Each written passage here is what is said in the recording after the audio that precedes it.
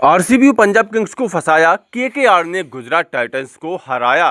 Playoff का सबसे ज्यादा उलझा हुआ गणित सामने आया। जी हां, केकेआर और गुजरात टाइटंस के बीच एक रोमांचक मुकाबला हुआ, हाई स्कोरिंग मुकाबला हुआ। लेकिन इस मुकाबले में आखिरकार बाजी मारी केकेआर ने और नंबर 2 पर बैठी जीटी को एक करारी हार का सामना करना पड़ा। इस हार के साथ फिलहाल तो जीटी अब भी नंबर 2 पर ही बैठी हुई है, लेकिन उसका प्लेऑफ फंस चुका है और केकेआर वालों ने अपनी उम्मीदों को हल्का सा जिंदा कर लिया है। लेकिन इस मैच के परिणाम का असर सिर्फ इन दो टीमों पर ही नहीं पड़ा है, बल्कि सारी की सारी टीमों पर इस मैच के परिणाम का बहुत बड़ा असर पड़ा है और कई सारी टीमें फंस चुकी हैं, जबकि कई सारी निचली टीमों की उम्मीदें फिर से जिंदा हो चुकी हैं। तो क्या असर पड़ा है इस महामुकाबले का पूरी पॉइंट टेबल पर और प्लेऑफ की इस रेस पर, आइए आपको बताते हैं। आपको बताएं कि इस मुकाबले की अगर बात करें तो इस मुकाबले में पहले खेलती हुई केकेआर वालों ने शानदार बल्लेबाजी का नजारा पेश किया। केकेआर वाले अक्सर 200 प्लस या 250 के आसपास के स्कोर के लिए जाने जाते हैं। उन्होंने इस मुकाबले में भी 247 रनों का विशाल का स्कोर खड़ा कर दिया। गुजरात टाइटंस को जीतने के लिए 248 रनों का लक्ष्य इस मुकाबले में दिया था। केकेआर के लिए फिन एलन ने शानदार धमाकेदार बल्लेबाजी की। सिर्फ 35 गेंदों में उन्होंने 93 रन ठोक डाले। इसके अलावा रघुवंशी ने भी 44 गेंदों में नाबाद 82 रनों की शानदार पारी खेली।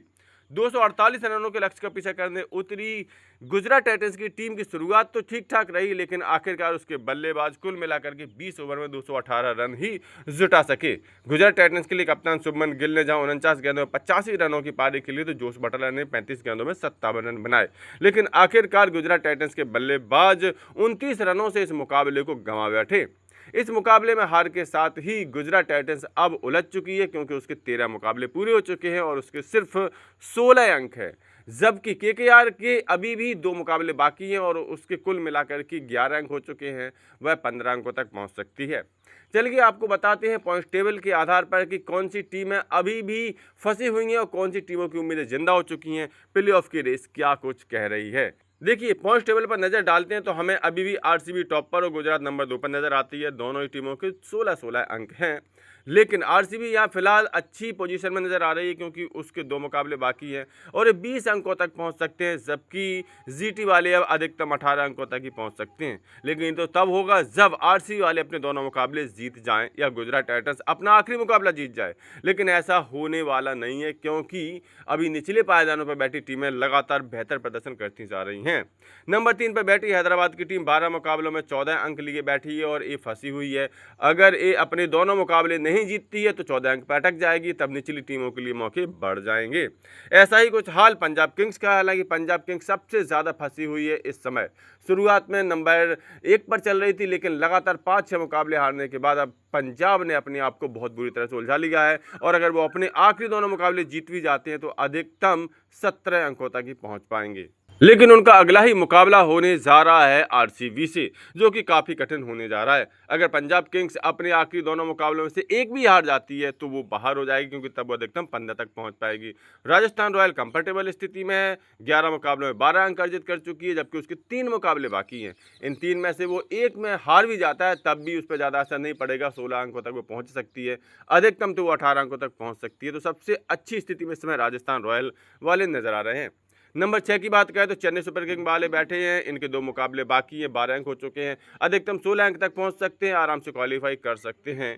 केकेआर वालों ने इस मुकाबले में जीत हासिल करके 2 अंक और अर्जित कर लिए हैं और 12 मुकाबलों में 11 अंक हो चुके हैं, अधिकतम 15 अंकों तक ये पहुंच सकते हैं और अगर दूसरी टीमों का प्रदर्शन कुछ ऊपर नीचे होता है तो 15 अंकों के साथ क्वालिफाई हो भी सकती है प्लेऑफ के लिए।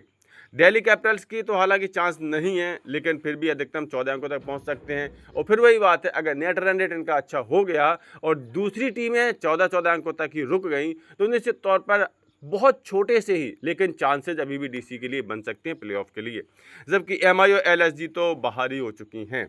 कुल मिलाकर के देखा जाए तो अभी भी आईपीएल के लगभग 60 मैच हो चुके हैं, सभी टीमें 12-12 मुकाबले तो खेल ही चुकी हैं आरआर को छोड़ करके, लेकिन फिर भी अभी भी एक भी टीम ऑफिशियली क्वालिफाई नहीं हुई है प्लेऑफ के लिए। भले गुजरात टाइटंस और आरसीबी वाले 16-16 अंक लेकर के बैठे हैं, लेकिन अब जब आईपीएल में जो परिणाम आ रहे हैं वो बहुत ही अप्रत्याशित आ रहे हैं। निचले पायदानों पर बैठी टीमें अच्छा प्रदर्शन करके दिखा रही हैं, ऐसे में ऊपर बैठी टीमें भी लगातार उलझती चली जा रही हैं।